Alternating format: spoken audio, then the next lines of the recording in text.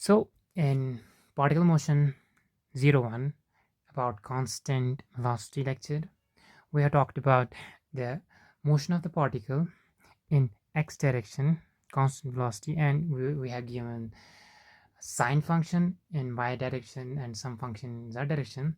Now in this video we will be giving motion to a particle velocity with v having the direction in x y direction as alpha, beta, and gamma. Okay, we'll be talking about this. We'll talk about motion. The velocity of the particle would be velocity of the particle would be v, that's the magnitude, and it will be having directions with x, y, and z direction as alpha, beta, and gamma. In order to do that type of problem, we need to know that this velocity v will have a component in x, y, and z direction. How it will be calculated? It will be calculated by using the direction cosines. Direction cosines are defined as L, M, and N as cos of angle that the vector makes with the corresponding axis. This is the direction, and in order to get the velocity in I direction, that is x direction, that will be given by v into L. Velocity in y will be given by v into m, and velocity in z direction will be given by v into n. So we will have all the velocities in x directions: v cos of alpha, v cos of beta, and v z is not a v cos of gamma. So after getting this, we can actually code for x coordinates and y coordinates as the time is changing for unit time. So we can code for that. So let's get started. So we're gonna code for the constant velocity having direction cosine of cos of alpha, cos of beta, and cos of gamma. So there's one property of this direction cosine, that sum of the square of the direction cosine is always equal to 1. Okay, and we can prove that for like last take random motion we just did. We can prove it, not prove, like we will show that it is actually equal to 0, this sum of the squares. This time we're going to go for a simple motion having velocity of the particle as v, having direction cosines as l, m, and n. And one thing else, actually, there's a vector, direction cosine of a vector that makes equal angle with x, y, and z axis is actually equal to 1 by root 3. So we're gonna this time keep l, m, and n as 1 by root 3. Okay, let's go for it. Let's make I'm naming, let's say direction cosine. Naming direction cosine. Find direction. Okay, and we also need a state function, like we'll paste this state function. Anything will be useful. Just name it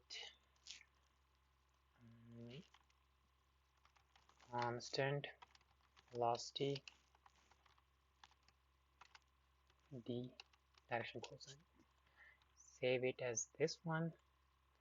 Initialize is always needed. Okay, this you can just copy paste this part and we will just see what to change and what not to change. It's the previous elastic collision code. Okay, close this one out, close this one out. Okay, let's first of all we will have a velocity v, only one particle. Let's particle 1, bounds keep it as 0 to 20. Okay, x only I had mentioned one particle, not both particles don't have to be mentioned. Only one particle, or talking about one particle bounds. Okay, velocity, let's keep velocity as 5. dt, okay, yes, yeah, we need dt. m1, m2 we don't need, just delete it out or comment it out. Initialize, this thing is good. Let's run this much code. Okay, here's a particle, it's working fine. I think I should go for this labeling of x, y, and z axis. Yep, I never did that thing. X label x axis,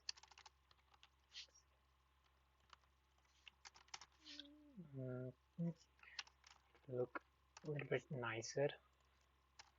Y-axis and Z-axis. Y, Z. Yep. Okay, let's play this out. X-axis, Y-axis, and Z-axis. This looks good now. You want to go for legend? No, don't go for legend. You don't need to go for legend. Okay, this much is good. The only thing we need to change is this thing.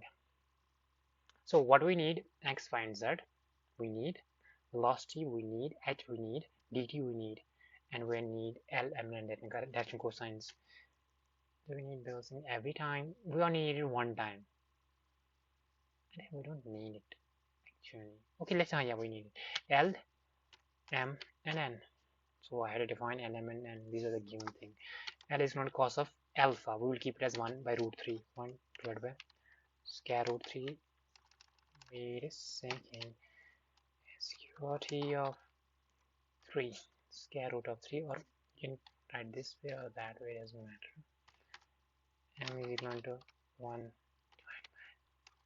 divided by 3 raised power 0.5. It's one and the same thing. As you want to write it down, you can write like you want. You can write like this also, LMN, and it's up to you how you write it down. 3 ways of LM. Okay, M has been defined as this frames. Okay, don't need frames. Actually, it just slows a little bit the process. Let's name it MZ. LX. No, M is Y. Direction cosine, and N is also been defined NZ. Element. These are the direction cosines. Direction cosines cos of L alpha, that is a cos of beta and cos of gamma. Cos of beta, rest you will know. Okay, then we're going to go for that. Cos of gamma x and z axis. I have to give this as an input here. Lx, my, and z. Yep. Now here we have to change. I don't need m. I don't think I need this thing. Let's delete this thing. Yep. Oh, we are not going to capture every frame. Yep. Okay. And we need here x comma my comma and that you can name here anything. X would be like I just told you v cos of theta. Whatever the initial thing was, b into, you just have to multiply it with Lx, and the same thing happens here. I think this will work. I haven't tried it out. Y vi Lx my and nz. Let's see if it will work. So there's a particle whose moving velocity v having equal angle with x, y, and z axis. Let's see if it works. Let's hope it works. Okay, too many input arguments. Okay, no. Too many input arguments. X, Z, and V. Do I need to change V? V is not changing, but here V is like V. I'm just copy pasting the same thing. Yep, it moving. With velocity, you can see that making equal angle with X, Y, and Z axis. You can increase the count. Yep, you can increase the count as 50 counts. Most nice.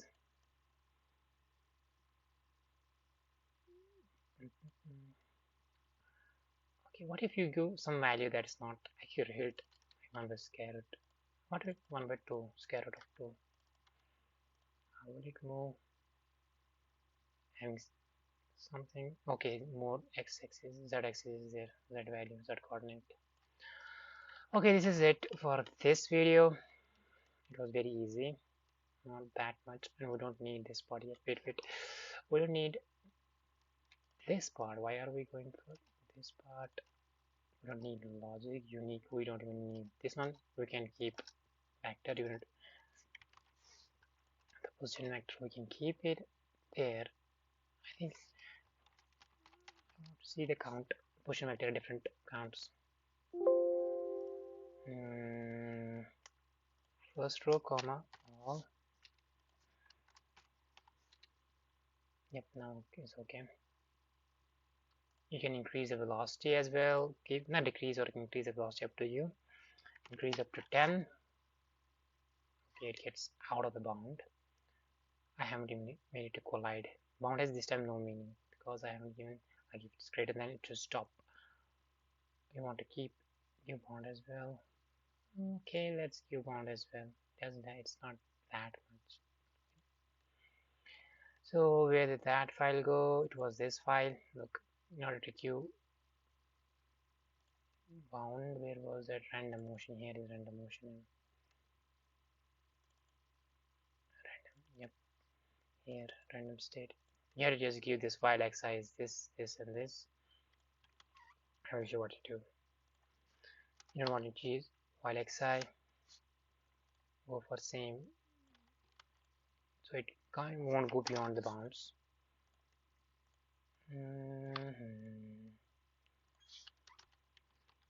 You do like this, and don't give rand.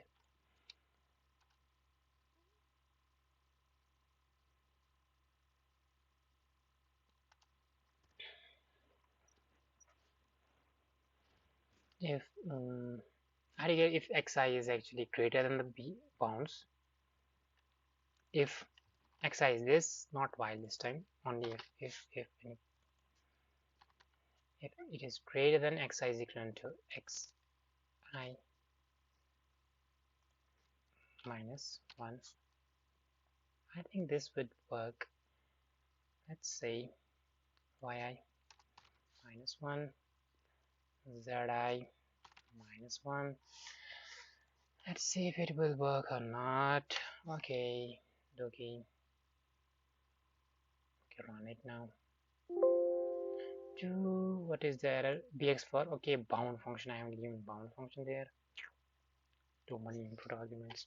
Bx comma, you can keep one matrix or give all the matrices in there. One. Here, copy, stop. Yep, look, it's just hitting it out. Yeah, that is it. You can check your mount as well. What if I didn't go for minus? Look how it will work. It won't bounce, I think. No, it's going beyond that one. Okay, that is good. Minus keep one because he has to come one back. Okay, this is it for this video. For next video, let's see what we will do. Thank you.